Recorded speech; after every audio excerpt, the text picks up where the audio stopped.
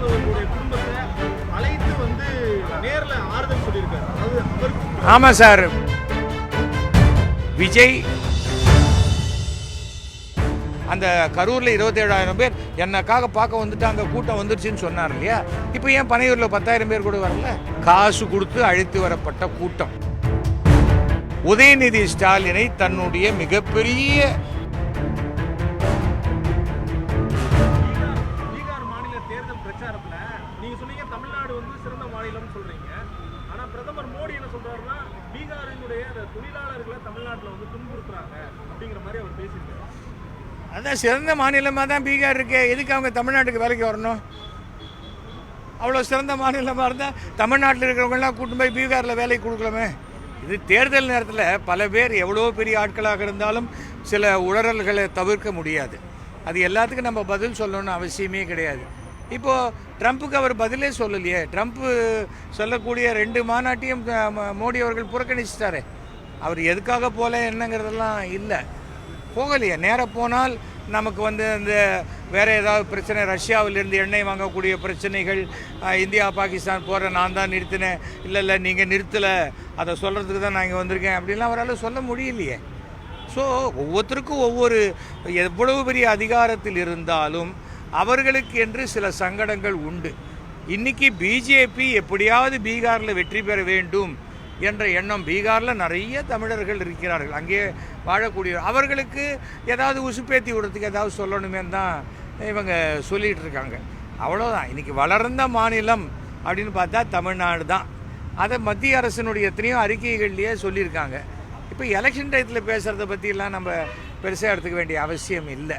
ஏன்னா அங்கே ஓட்டு வாங்குறதுக்கு ஏதோ பேசிக்கிட்டு இருக்காங்க. இப்போ நம்ம தமிழ்நாட்டில் எலெக்ஷன் வருது, நம்ம பீகாரை பற்றி பேச போகிறோமா, இல்லை கர்நாடகாவை பற்றி பேசுவோம்? நம்ம ஊரில் இருக்கிற எலெக்ஷனை பற்றி தான் பேசுவோம்.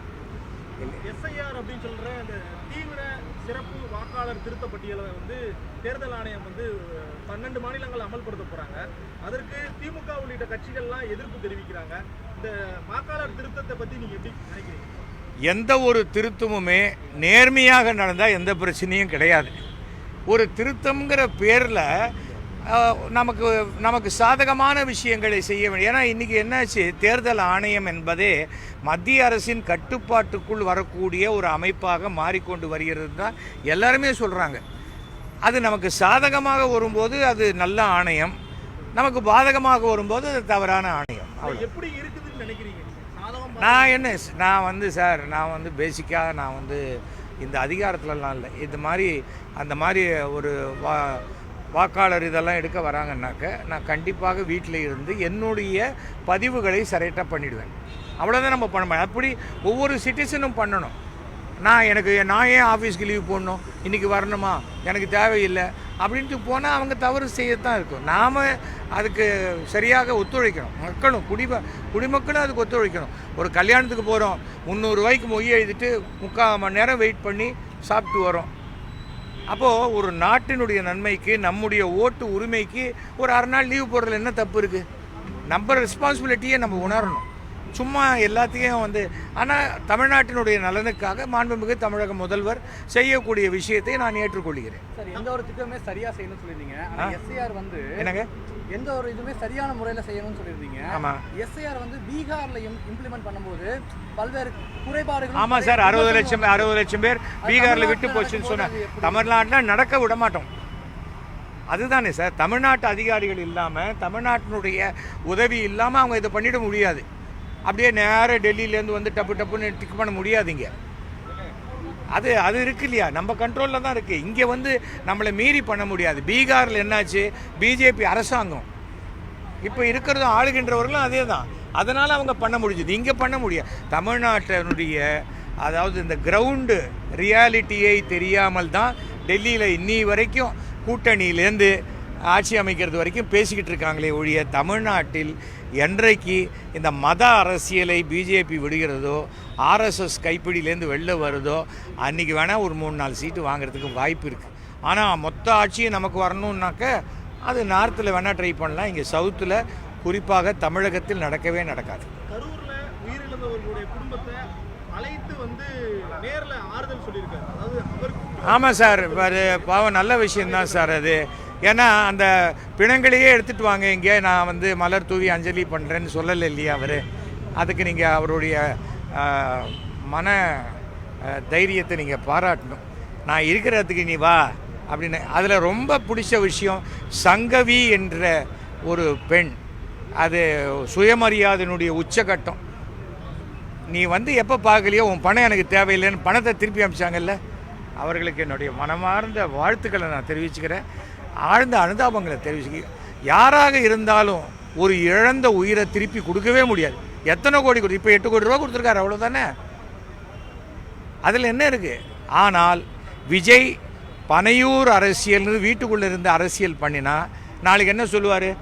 ஓட்டு போட்டியெல்லாம் எங்கள் ஏரியாவில் கொண்டு வைங்க, எல்லோரும் இங்கே வந்து ஓட்டு போடுங்க பாரா. இல்லை நாளைக்கு ஒரு வேளை அவர் எம்எல்ஏ ஆகிட்டாருன்னு வச்சுக்கோங்க, இல்லை எல்லாரும் பனையூரில் வந்து பாருங்கள், அசம்பிளி பனையூரில் நடக்கட்டும், நான் அசம்பிளிக்கு வரமாட்டேன், செக்ரட்டேரியட் வரமாட்டேன் பாரா. அவர் இன்னும் குழந்தைத்தனமாக இருக்கார். சினிமா நடிகனுங்கிற மேக்கப்பை கலைக்காமல் இன்றைக்கு இருந்து கொண்டிருக்கும் ஒரு நடிகர் தான் விஜய். அவரால் எந்த கூட்டணியும் ஏற்றுக்க முடியாது. ஏனென்றால் யாரையும் அவருக்கு சமமாக நடத்தக்கூடிய மனப்பக்குவம் அவருக்கு கிடையாது. ஒரு 2-3 பேர் வந்தாலும் என்ன கூட்டமாக வரீங்க அப்படின்னு கேட்கக்கூடிய மனோபாவம் உடையவர். ஆனால் அவர் போகும்போது மாத்திரம் கூட்டம் கூட்டம், அவர் போனால் கூட்டம் வந்துடும்ன்றாங்களே. ஏன் இப்போ பனையூரில் கூட்டம் வரல? இப்போ கூட்டம் வந்துருக்கும்ல. குறைஞ்சபட்சம் அந்த கரூரில் 27,000 பேர் என்னக்காக பார்க்க வந்துட்டாங்க, கூட்டம் வந்துருச்சுன்னு சொன்னார் இல்லையா. இப்போ ஏன் பனையூரில் 10,000 பேர் கூட வரல? அந்த ஒரு அஜித் குமார்னு ஒருத்தருக்கு மரணத்துக்காக அவர் போய் ஆறுதல் சொன்ன போனார், ஏன் அப்போ கூட்டம் வரல? விஜய் விருப்பப்பட்டால் கூட்டம் வரும். அது காசு கொடுத்து அழைத்து வரப்பட்ட கூட்டம். அந்த கூட்டத்தை விஜய் வந்து என்ன ஆயிடுச்சு, உதயநிதி ஸ்டாலினை தன்னுடைய மிகப்பெரிய எதிரியாக அவர் பார்க்கிறார்.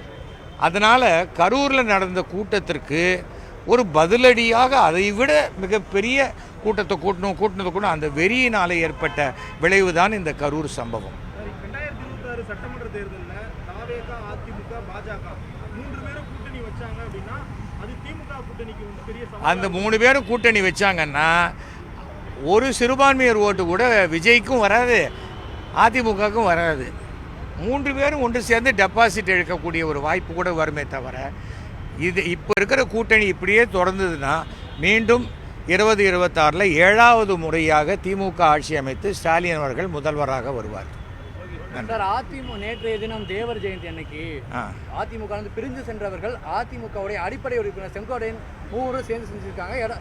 சசிகலா அவர்களை சந்திச்சிருக்காங்க. நீங்கள் எப்படி பார்க்குறீங்க? ஒரு சசிகலா இப்போ தேர்தலில் நிற்க முடியுமா முடியாதான்னு நமக்கு தெரியாது சார். தவிர வந்து எல்லாருமே வேறு வேறு காரணங்களுக்காக விலகி சென்றவர்கள். டிடிவி தினகரன் ஏடிஎம்கேலேருந்து ஏன் வெளில போனாருங்கிறது அது வேறு ஒரு விஷயம். எல்லார் மேலேயும் வழக்குகள் இருக்கிறது.